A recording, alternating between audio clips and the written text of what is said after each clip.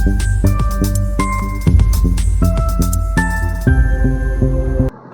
Viewers, நான் உங்கள் meal. எல்லோரும் எப்படி இருக்கீங்க? இந்த வீடியோவில் நம்ம இன்றைக்கி எதை பற்றி பேச போகிறோம்னா, சீனா தற்போது ஒரு அறிக்கை வெளியிட்டிருக்காங்க. அது என்ன அப்படின்னு பார்த்தீங்கன்னா, எங்கள் நாட்டில் நாங்கள் 10 லட்சம் டன் தோரியம் இருக்கிறத ஆராய்ச்சி பண்ணி கண்டுபிடிச்சிருக்கோம். இதன் மூலமாக எங்கள் நாட்டுக்கு தேவையான மின்சாரத்தை 60,000 ஆண்டுகளுக்கு உற்பத்தி செய்ய முடியும் அப்படிங்கிற செய்தி தான். இந்த செய்தியை கேட்டு உலக நாடுகள் எல்லாருமே அண்ணாந்து பார்த்துக்கிட்டு இருக்காங்க. அமெரிக்கா, ரஷ்யா உட்பட பல நாடுகளும் இதை பற்றி தான் இன்றைக்கி பேசிகிட்டு இருக்காங்க. தோரியம்னா என்ன? அதன் மூலமாக எப்படி மின்சாரம் தயாரிக்கப்படுது? இதை பற்றி தான் நம்ம இன்றைக்கி இந்த வீடியோவில் டீட்டெயிலாக பேச போகிறோம். வாங்க வீடியோக்குள்ளே போகலாம். அதுக்கு முன்னாடி நீங்கள் இன்னும் நம்ம சேனலை சப்ஸ்கிரைப் பண்ணலாம், சப்ஸ்கிரைப் பண்ணி வச்சுக்கோங்க. அப்போ தான் அந்த மாதிரி உலகத்தில் நடக்கக்கூடிய முக்கியமான செய்திகளை நீங்கள் நம்ம சேனல் மூலமாக தெரிஞ்சுக்க முடியும்.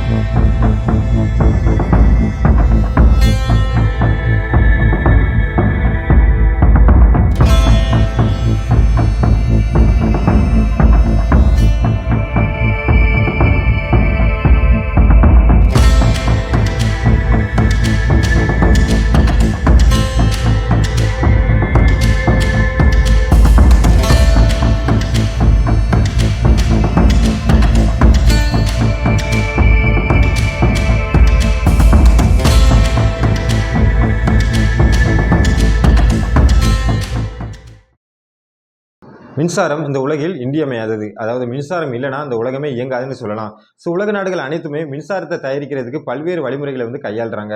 அதாவது அணுமின் நிலையம், அனல் மின் நிலையம், அதுக்கப்புறம் பார்த்தீங்கன்னா விண்டு மில், காத்தாடி மூலமாக மின்சாரம் தயாரிக்கப்படுது. அதுக்கப்புறம் சூரிய ஒளி மூலமாக மின்சாரம் தயாரிக்கப்படுகிறது. அதுக்கப்புறம் பார்த்தீங்கன்னா நீர்மின் சக்தி மூலம் மின்சாரம் தயாரிக்கப்படுகிறது. இந்த மாதிரி பல்வேறு வழிகளில் உலக நாடுகள் அனைத்துமே மின்சாரத்தை தயாரிச்சிட்டு இருக்காங்க. அதுபோக பார்த்தீங்கன்னா இப்போ அனல் மின் நிலையம் எடுத்துக்கிட்டிங்கன்னா அதுக்கு எரிபொருளாக பயன்படக்கூடியது நிலக்கரி. இந்த நிலக்கரி பூமியிலிருந்து வெட்டி எடுக்கப்பட்டு பயன்படுத்தப்படுது. நாளுக்கு நாள் அதோட அளவும் குறைஞ்சிட்டே வருது. அதே மாதிரி பார்த்தீங்கன்னா அணுமின் நிலையம் எடுத்துக்கிட்டிங்கன்னா அங்கே எரிபொருளாக பயன்படக்கூடியது யுரேனியம், தோரியம், புளுட்டோனியம். ஸோ இந்த கனிம வளங்களும் நாளுக்கு நாள் குறைஞ்சிட்டே வருது. வேர்ல்டு நியூக்ளியர் அசோசியேஷன் இவங்க ஒரு அறிக்கையில் என்ன சொல்லியிருக்காங்கன்னா, உலக அளவில் 32 நாடுகளில் கிட்டத்தட்ட பார்த்தீங்கன்னா 440 அணுமின் நிலையங்கள் செயல்பட்டு வருது. இது உலகத்தோட மின்சார தேவையை 9% பூர்த்தி செய்யுதுன்னு ஒரு அறிக்கையில் சொல்லியிருக்காங்க. அதாவது பார்த்தீங்கன்னா இந்த அணுமின் நிலையம், அணுமின் நிலையம் இங்கே பயன்படுத்தக்கூடிய எரிபொருட்கள் எல்லாமே புதுப்பிக்க இயலா ஆற்றல் மூலங்கள். அதாவது எரிபொருளை 2 வகையாக பிரிக்கலாம். ரெனியூவபிள் சோர்ஸ், நான் ரெனியூவபிள் சோர்ஸ். அதாவது புதுப்பிக்கக்கூடிய ஆற்றல் மூலங்கள், புதுப்பிக்க இயலா ஆற்றல் மூலங்கள். ஸோ கனிம வளங்களை பார்த்தீங்கன்னா புதுப்பிக்க இயலா ஆற்றல் மூலங்களை தான் நம்ம சேர்க்கலாம். ஏன்னா ஈஸியாக கனிம வளங்கள் கிடைக்காது. இப்போ இந்த அணுமின் நிலையம் எடுத்துக்கிட்டிங்கன்னா அங்கே மூலப்பொருள், அதாவது எரிபொருளை பயன்படுத்தக்கூடிய யுரேனியம், தோரியம், புளுட்டோனியம் இது எல்லாமே எங்கேயுமே ஈஸியாக கிடைக்காது. அதனால் பல உலக நாடுகள் அவங்கவுங்க நாடுகளில் இந்த கனிம வளங்கள் இருக்கா இல்லையான்னு ஆராய்ச்சி பண்ண ஆரம்பிச்சிட்டாங்க. இதுக்காண்டி பல கோடி ரூபாவை அவங்க செலவு பண்ணுறாங்க. அதே மாதிரி தான் சீனாவும் ஆராய்ச்சி பண்ணிக்கிட்டு இருந்தாங்க. அதாவது சீனாவில் இருக்கக்கூடிய ஒரு பகுதி தான் இன்னர் மங்கோலியா. அங்கே பையும் மோபா அப்படிங்கிற ஒரு பகுதி இருக்குது. இந்த பகுதியை பற்றி சொல்லணும்னா இங்கே ஆல்ரெடி 5 சுரங்கங்கள் செயல்பட்டு வருது. இங்கே இரும்பு உட்பட 175 தாதுக்கள் அதிகமாக காணப்படுது. இரும்பு தான் அங்கே அதிக அளவு காணப்படுது. இங்கே பல வருடங்களாக தோரியம் குறித்து சீனா ஆராய்ச்சியாளர்கள் ஆராய்ச்சி செஞ்சுட்டு இருந்தாங்க. கிட்டத்தட்ட பல வருடங்கள் கழித்து இப்போ அங்கே, அதாவது அந்த பையமோவா அப்படிங்கிற பகுதியில் 10 லட்சம் டன் அதாவது தோரியம் இருக்கிறத இவங்க உறுதிப்படுத்தியிருக்காங்க. இந்த தோரியத்தை பயன்படுத்தி 60,000 ஆண்டுகளுக்கு சீனாவின் மின்சார தேவையை பூர்த்தி செய்ய முடியும்னு சொல்லியிருக்காங்க. சீனாவுக்கு இது பெரிய உந்து சக்தியாக இருக்குது. உலக நாடுகள் எல்லாருமே இப்போ சீனாவை தான் உற்று நோக்கி பார்த்துட்டு இருக்காங்க.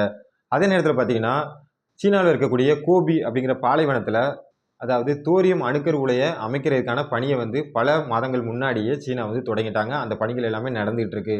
கிட்டத்தட்ட பார்த்தீங்கன்னா 2029 இந்த தோரியம் அணுமின் நிலையம் செயல்பட தொடங்கும் அப்படின்னு சீனா ஒரு அதிகாரப்பூர்வமான அறிக்கையை வெளியிட்டிருக்காங்க. அப்படி அவங்க சொன்ன மாதிரி 2029 தோரியம் அணுக்கரு உலை அவங்க ஓப்பன் பண்ணி அதை செயல்பட வச்சுட்டாங்கன்னா உலக அளவில் அது மிகப்பெரிய ஒரு சாதனையாகவே இருக்கும்.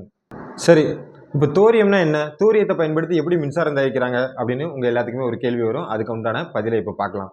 தோரியம் அப்படின்னா என்ன அப்படின்னு பார்த்தீங்கன்னா ஒரு கதிரியக்க தனிமம், அதாவது ரேடியோ ஆக்டிவ் எலமெண்ட்.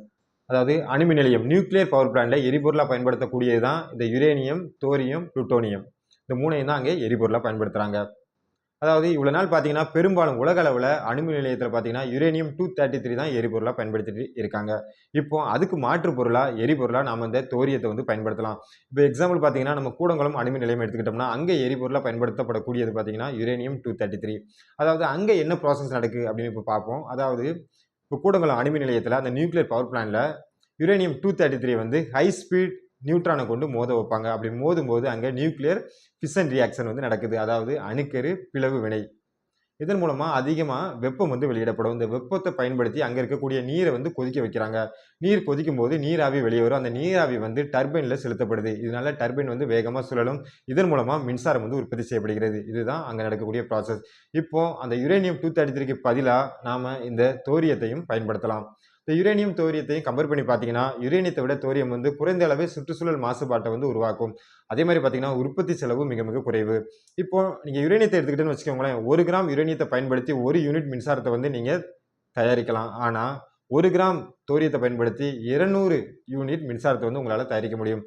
அதாவது யுரேனியத்தை விட 200 மடங்கு அதிக அளவு மின்சாரத்தை வந்து தோரியத்தை பயன்படுத்தி நீங்க தயாரிக்கலாம். அதனால இப்ப சீனாக்காரங்க வந்து ரொம்ப சந்தோஷமா மகிழ்ச்சியா இருக்கிறாங்க. அணுமின் சக்தி தொழில்நுட்பத்துல இந்தியா, சீனா, ரஷ்யா, அமெரிக்கான்னு எல்லா நாடுகளுமே கடும் போட்டி போட்டுக்கிட்டு இருக்காங்க. அந்த டைம்ல சீனாக்கு 10 லட்சம் டன் தோரியம் கிடைச்சது வந்து ஒரு பெரிய ஜாக்பாட்னே சொல்லலாம்.